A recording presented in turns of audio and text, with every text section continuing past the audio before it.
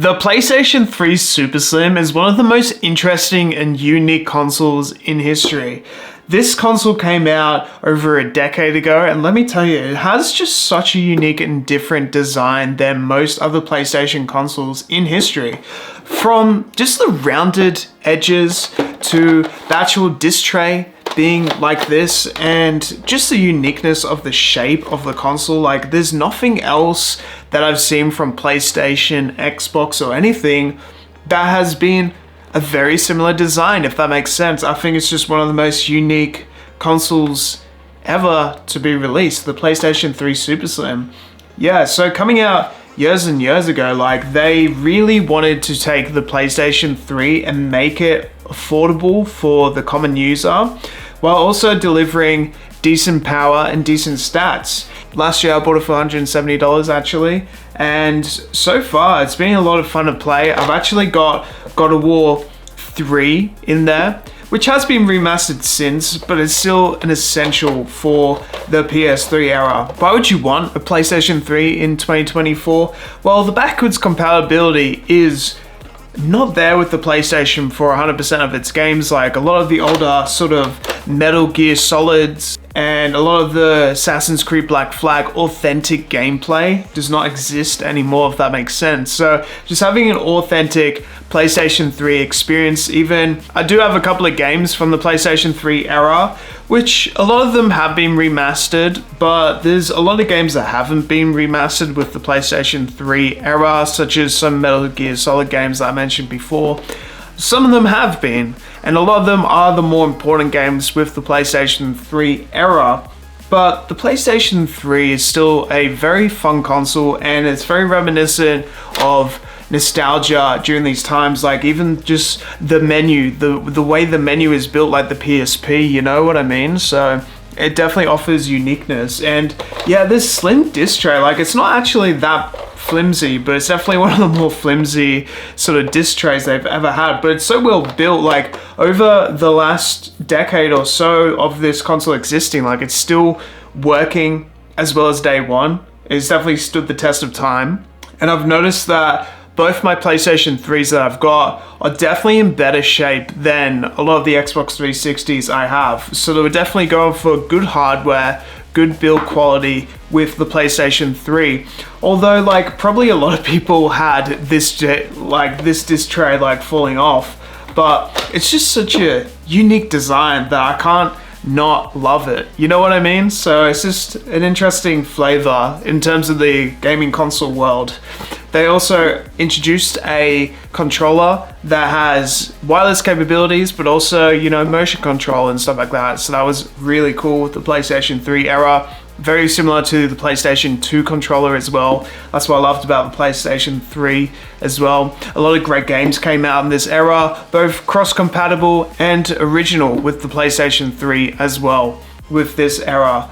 And it's just an era that a lot of people love, and some people look back at it now and say, you know what, the PlayStation 3 wasn't too expensive. It was actually a decent console. Yeah, they had their issues as it went, but overall, in the end, the PlayStation 3 prevailed as the better console, or more purchased console out of the Xbox 360 and PlayStation 3. I think the reason why is because they were just focusing on the hardware. For example, it's got a Blu-ray player inbuilt. It's got full 1080 capabilities, and it was just a more powerful console more than the Xbox 360.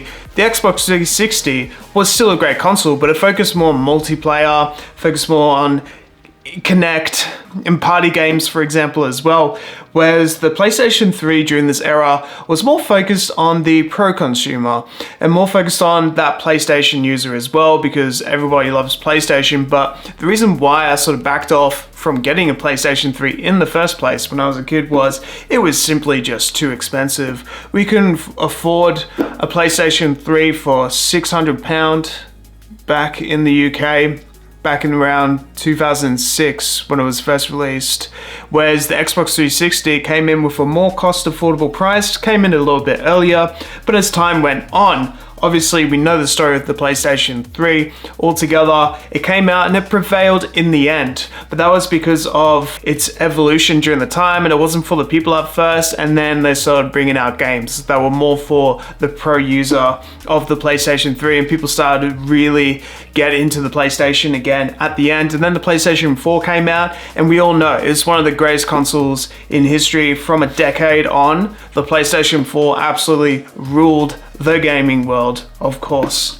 Very simple design, of course, with the PlayStation 3. The inputs and outputs were very simple. They didn't have that many USB connections, just 2 USB connections at the front. With the Xbox 360s, they had a lot of USB connections at the back. With the Xbox 360 Slim that I actually reviewed today, they had 4 USB connections at the back. This one features no USB connections at the back, which is interesting. It just has the LAN connection for really good internet connectivity, especially for Australia. We need it. HDMI out for good output.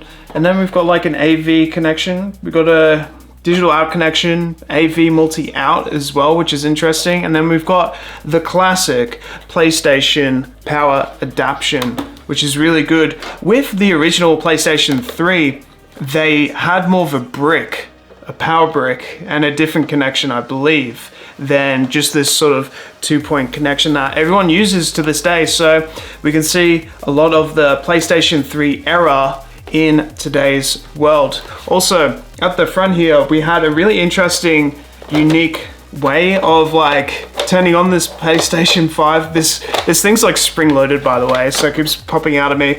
But anyway, you got the power button here, and then we got like the disc tray opener here. So that's spring-loaded, as you can see. That's actually pretty sick.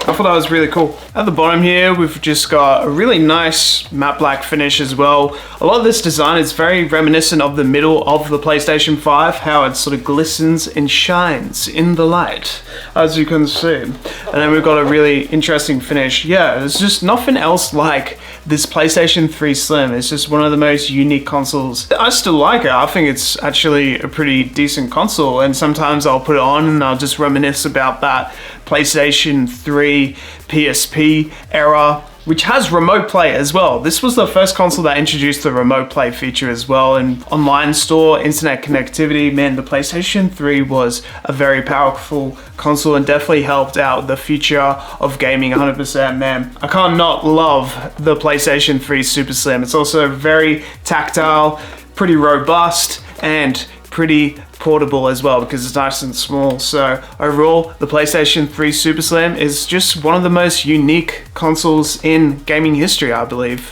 What are your thoughts?